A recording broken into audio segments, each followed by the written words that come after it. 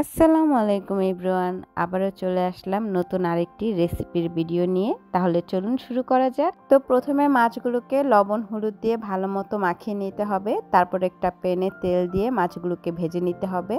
আর এখানে আপনারা যে কোনো ধরনের বড় মাছ ব্যবহার করতে পারেন, যেমন ইলিশ, রুই, কাতল। তো মাছগুলো ভাজা হয়ে গেলে আরেকটা কড়াইতে তেল দিয়ে তার মধ্যে দিয়ে দিব পেঁয়াজ কুচি আর একটু সামান্য রসুন বাটা দিয়েছে। যদি আপনারা মাছের রসুন বাটা না খান তাহলে সেটা স্কিপ করবেন। তারপর এগুলোকে ভালো মতো হালকা একটু ভেজে নিয়ে দিয়ে দিতে হবে পরিমাণ মতো লবণ। তারপর একে একে হলুদ গুঁড়া, মরিচের গুঁড়া, ধনিয়ার গুঁড়া দিয়ে ভালো মতো মশলাটাকে একটু ভুনে নিতে হবে। তারপর সামান্য একটু পানি দিয়ে ভালো মতো মশলাটাকে কষিয়ে নিব যতক্ষণ পর্যন্ত না তেলটা উপরে ভেসে ওঠে। তো দেখতেই পাচ্ছেন মশলাটা কিন্তু খুব ভালো মতো কষানো হয়ে গিয়েছে। তারপর এর মধ্যে অ্যাড করে দিতে হবে আগে থেকে কেটে ধুয়ে রাখা বেগুন আর আলু, আর সাথে কয়েকটা গোটা কাঁচামরিচ।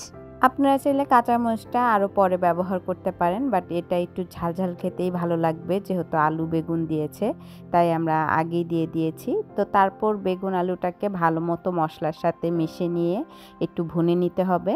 তারপর অ্যাড করে দিব কিছু ফালি করা টমেটো। আর বেগুন তরকারিতে কিন্তু টমেটো খেতে বেশ ভালোই লাগে। তো টমেটো দিয়ে আবারও ভালো মতো নেড়েচেড়ে মিশিয়ে কষিয়ে নিব আরও কিছুক্ষণ।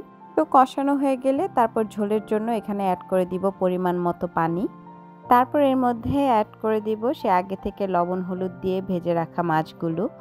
আর মাছগুলোকে একটু আলতোভাবে দিতে হবে যেন ভেঙে না যায়।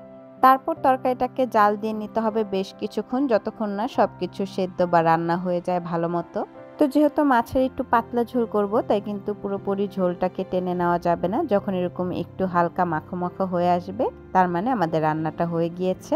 আপনারা যদি মাছের পাতলা ঝোল পছন্দ না করেন তাহলে সেক্ষেত্রে আরেকটু টেনে নিতে পারেন, কিন্তু এই গরমে কিন্তু এরকম ঝোল তরকারি খেতেই বেশি ভালো লাগে। তো আজকের মতো এতটুকুই। আল্লাহ হাফেজ।